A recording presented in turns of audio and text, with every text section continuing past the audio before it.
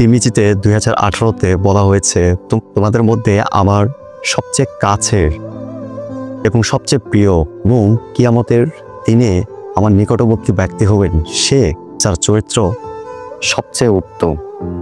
ভাবুন তো, এমন একজন মানুষ আছে যার কথায় মিষ্টতা, ব্যবহারে নম্রতা, ক্রোধে ধৈর্য, যার সামনে দাঁড়ালে মনে হবে নবীজির আদর্শের জীবন্ত প্রতিচ্ছবি। এই মানুষটি কিয়ামতের দিন নবীজির সবচেয়ে কাছের মানুষ হবেন।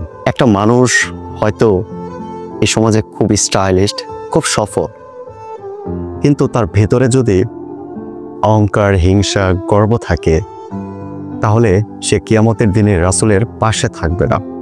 আর অপরদিকে একজন সাধারণ মানুষ যদি, যার চোখে দয়া, মুখে সত্য এবং অন্তরে ভালোবাসা, সে হবে কিয়ামতের দিনে রাসূলের সবচেয়ে কাছের মানুষ।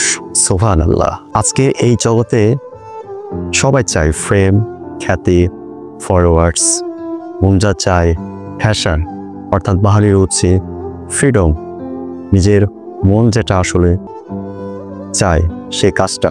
কিন্তু রাসূল বললেন ক্যারেক্টার ফার্স্ট, আগে চরিত্র। বি কাইন্ড, দয়ালু হও। বি অনেস্ট, সত্যবাদী হও। বি হাম্বল, বিনয়ী হও। অতএব যারা এই গুণগুলো অর্জন করে তারাই হবে ক্লোজেস্ট টু দ্য প্রফেট, নবীজির সবচেয়ে কাছের, মোস্ট বিলভেড টু আল্লাহ, আল্লাহর সবচেয়ে প্রিয়। একটা কথা সবসময় মনে রাখবা, ডিয়ার ব্রাদার্স অ্যান্ড সিস্টার, আজ তুমি কত মানুষকে ইমপ্রেস করছো সেটা বড় কথা নয়। বড় কথা হচ্ছে, did you make someone feel safe today? তুমি কি কারো প্রতি দয়ালু ছিলে, ক্ষমাশীল ছিলে? তাই brothers and sisters, character is the first real beauty. চরিত্র এর সত্যিকারের সৌন্দর্য। অনেক মানুষ আছে, মানুষ তোমার ফেস দেখে মুগ্ধ হতেও পারে, কিন্তু আল্লাহ তোমার ফেস দেখে না, তোমার হার্ট দেখে। সুতরাং চরিত্রই হলো তোমার আধ্যাত্মিক সিভি, যেটা কিয়ামতের দিন আল্লাহর কাছে জমা দিবা।